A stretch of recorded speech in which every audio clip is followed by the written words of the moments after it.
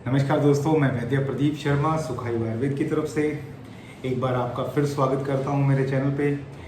दोस्तों, आज हम बात करेंगे नए साल की और नए साल में बसंत ऋतु की। बसंत ऋतु में आज हम बात करेंगे कि बसंत ऋतु में हमें आपको क्या क्या ध्यान रखना चाहिए ताकि हम पूरे साल बीमार ना हों। तो शुरू करते हैं आज का विषय। दोस्तों देखिए, जहाँ तक बात है, हम लोग जो चंद्रमा के अनुसार की गति के अनुसार जो कैलेंडर वैदिक कैलेंडर को फॉलो करते हैं, तो उन लोगों को सबको पता है कि अभी चैत्र प्रतिपदा पर नया साल लगा है। और एक वो कहावत है ना कि अगर शुरुआत अच्छी हो तो अंत अपने आप अच्छा हो जाता है, और it is half done rather, आधा काम आपने कर लिया है। वही चीज़ स्वास्थ्य को बनाए रखने के लिए वसंत ऋतु पर भी लागू होती है।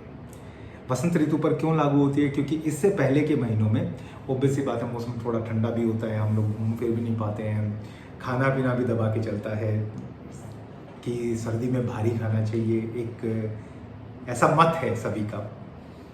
तो उस मत के चलते कुछ ना कुछ आधा 1 किलो वज़न सभी ने गेन भी किया होगा। दोस्तों, यहाँ पर जो ज़रूरी है वो ये है कि जो एक कफ इकट्ठा हुआ पीछे की ऋतु में, अब वो सूर्य की किरणों से, आपने भी नोटिस किया होगा कि अचानक ही एक जो सन रेज हैं, सूर्य की किरणें हैं, वो तीखी होने लग जाती हैं इस ऋतु में। एक और तो नए पत्ते आ रहे हैं, नए फूल आ रहे हैं, नई त्वचा आ रही है प्लांट्स पर, हर तरफ एक बहुत अच्छा एनवायरनमेंट आ रहा है। लेकिन उसके साथ साथ आप ये देखेंगे कि सूर्य बहुत तीखा हो गया है।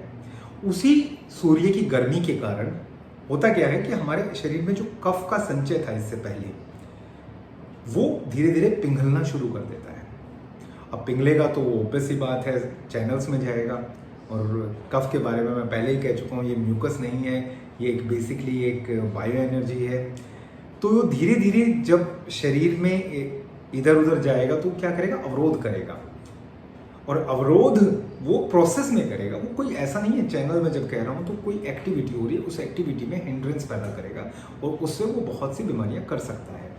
इसीलिए कहा गया कि इस ऋतु में जो कफ है वो बहुत सारी बीमारियां कर सकता है। और सबसे बड़ी बीमारी तो क्या करता है? मंदाग्नि कर देता है। अपनी जो डाइजेस्टिव पावर या मेटाबॉलिक पावर है उसको स्लो डाउन कर देता है, जिसके स्लो डाउन होने से स्वभावतः बहुत सी अन्य बीमारियां होने की संभावना हो जाती है। तो ये तो ही डर की बात कि ये हो जाता है वो हो जाता है, तो इसका करें क्या? देखिए, इसके लिए बहुत सिंपल से सूत्र हैं, कोई बहुत ज़्यादा कॉम्प्लिकेट करने की आपको और मुझे ज़रूरत नहीं है चीज़ों को। पहला सूत्र तो ये है कि खाने पीने में जो चीज़ों में अवॉइड करनी है वो क्या है? सबसे बड़ी ज़रूरत है कि गुरु आहार ना लें, कोई भी ऐसी चीज़ ना लें जिसको पचने में ज़्यादा समय लगे। जैसे कि आजकल हाई प्रोटीन डाइट का ज़माना है, बिना सोचे समझे मूर्खों की तरह हम लोग हाई प्रोटीन के पीछे भाग रहे हैं। तो हाई प्रोटीन को एक बार थोड़ा सा होल्ड पे डाल दीजिए, चाहे वो हाई प्रोटीन उड़द की दाल के फॉर्म में आपके पास आ रहा हो, तो उसको अवॉइड कीजिए। जिसको पचने में कष्ट हो शरीर को, ऐसी कोई भी चीज़ आप ना खाएं। दूसरी चीज़ है मधुर रस, यानी मीठा थोड़ा कम करें, खट्टा भी कम करें और लवण रस भी कम करें, क्योंकि मधुर, अम्ल, लवण ये 3 रस ऐसे हैं जो कि कफ को और भी ज़्यादा एग्रेवेट करेंगे। और फिर अगर कफ की कोई बीमारी होती है तो पूरे साल हमें उससे जूझना पड़ेगा, उससे परेशान रहना पड़ेगा। ये तो हुई बात कि मोटे तौर पर हमें क्या नहीं खाना चाहिए। अब कई बार ये पूछा जाता है कि मधुर रस क्या है? मधुर रस जो मीठा है वो मधुर है, जो खट्टा है वो अम्ल है, जो लवण है नमक है, जिसमें बहुत ज़्यादा वो नमकीन है। इसे इतना ही सिंपल रखिए, आपको कॉम्प्लिकेट करने की जरूरत नहीं है। अब सवाल उठेगा कि ये 3 बंद कर दे तो बचा क्या? देखिए, जहाँ तक बात की जाती है, यहाँ पर अति शौक्ति नहीं होनी चाहिए उस चीज़ की कि बहुत ज़्यादा मीठा खा रहे हैं, मिष्ठान बहुत ज़्यादा खा रहे हैं, या आप जैसे ही सूर्य की ताप देखा, आपने नींबू निचोड़ निचोड़ के शिकंजी पीनी शुरू कर दी, उसमें मीठा भी ले लिया, उसमें नमक भी ले लिया और उसमें अम्ल रस तो है ही है। तो इस तरह की चीज़ों को अवॉइड करना है आपको। और भारी चीज़ें, जैसे मैंने पहले कहा, वो नहीं खानी है जो पचने में हार्ड हों। दिनचर्या के लिए यहाँ जो सबसे जरूरी चीज है, ये व्यायाम के लिए सबसे उत्तम समय है। अगर आप इस समय पर व्यायाम करते हैं, एक्सरसाइज करते हैं, तो पूरे साल के लिए आप अपने कफ को कंट्रोल रखते हैं। मंदाग्नि की जो अवस्था पैदा हो सकती है, आप उससे बाहर रहेंगे और आपका बल भी उचित रहेगा। आप पूरे साल उस सिस्टम में रहेंगे। तीसरी चीज आती है यहाँ पर जो नहीं करनी है, वो बहुत से लोग करते हैं। जैसे ही थोड़ा सा मौसम गर्म हुआ, एक दिन में सोने की परंपरा बहुत अजीब सी है कि दिवा स्वप्न के लिए जाना शुरू कर देते हैं, दिन में सोने लग जाते हैं। तो वो मत कीजिए, उससे आपका नुकसान होगा। अब बात करते हैं कि आप क्या ले सकते हैं। देखिए, जैसे मैंने कहा शिकंजी नहीं पीनी है, शिकंजी नहीं पीनी तो क्या कर सकते हैं, सौंठ को थोड़े से पानी में उबाल लीजिए, यानी थोड़ी सी सौंठ को पानी में उबाल लीजिए, उसको पीजिए, वो आप कर सकते हैं। पानी में शहद डाल के, सादा पानी में शहद डालकर, वो सुबह सुबह पीने के लिए नींबू निचोड़ने की आवश्यकता नहीं है, क्योंकि अम्ल रस खुद कफ का वर्धक है और मधु के साथ लेने का उसका कोई औचित्य नहीं है, और गर्म पानी में नहीं लेना है। दिन में 1 या 2 बार इस तरह का ड्रिंक बनाकर आप पी सकते हैं। और अगर आपको पाचन तंत्र या कुछ ऐसा लगता है तो किसी भी वैद्य की सलाह से आप आशा वरिष्ठ का इस्तेमाल करें। वमन और नश्य इस मौसम में बहुत लाभदायक हैं। लाभदायक क्यों है? क्योंकि वो कफ को, जो भी एक्स्ट्रा कफ है उसको निकाल देते हैं। अब इसी संदर्भ में अगर मैं आपको ये कहूं कि पिछले साल भी होली के दौरान ही हम लोगों ने कोविड की जो केसेस थे, बेसिकली पल्मोनरी डिस्ट्रेस है, और ये अचानक क्यों बढ़ा था इस ऋतु में? वो इसलिए बढ़ा था दोस्तों क्योंकि यही ऋतु थी जहां पर कफ का प्रकोप होना था, और उसे एक बाहर से आगंतुक कारण मिल गया, एक्सटर्नल सपोर्ट मिली, जिसकी वजह से वहां पर वो बहुत ज्यादा हुआ।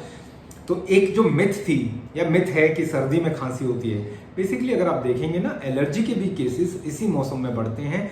एलर्जी के हुए या बहुत ज़्यादा छींकें आने, रेस्पिरेटरी एलर्जी है, स्किन एलर्जी है, तो वो सारी की सारी चीज़ें यहीं पर बढ़ती हैं, क्योंकि कफ का जो इंटरफेरेंस है वो आपकी अग्नि के साथ है, और अग्नि के साथ इंटरफेयर करते ही कफ क्या करेगा, आपके जो भी आप खा रहे हैं उस चीज़ को पचने नहीं देगा।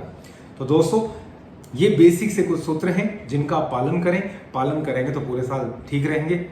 और कोशिश कीजिए कि कोविड के इस समय में आप अपना ध्यान रखें, घर से बाहर जरूरत होने पर जाएं, लेकिन इम्यून सिस्टम को सही करने के लिए आपको एक्स्ट्रा कुछ करने की जरूरत नहीं है। मैं फिर रिपीट कर रहा हूं, आपको किसी उत्पाद के साथ जाने की जरूरत नहीं है। आपको जिस चीज के साथ जाने की जरूरत है वो सबसे बड़ी चीज है संतुलित आहार लीजिए। जो इस ऋतु में वर्ज्य है वो मत लीजिए। जैसे इस ऋतु के लिए जो बहुत अच्छा बताया है, जौ का सेवन कीजिए।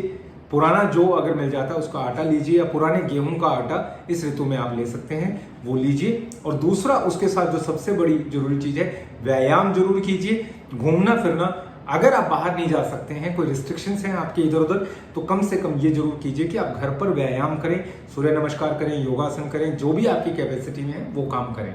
तो दोस्तों, पूरे साल भर के लिए मैं आपको स्वास्थ्य की शुभकामनाएं देता हूं, और कोशिश करेंगे कि सुखायु आयुर्वेद के प्लेटफॉर्म पर आपके लिए अलग अलग विषयों पर मैं बेहतर जानकारी के साथ कुछ और वीडियो ला सकूं।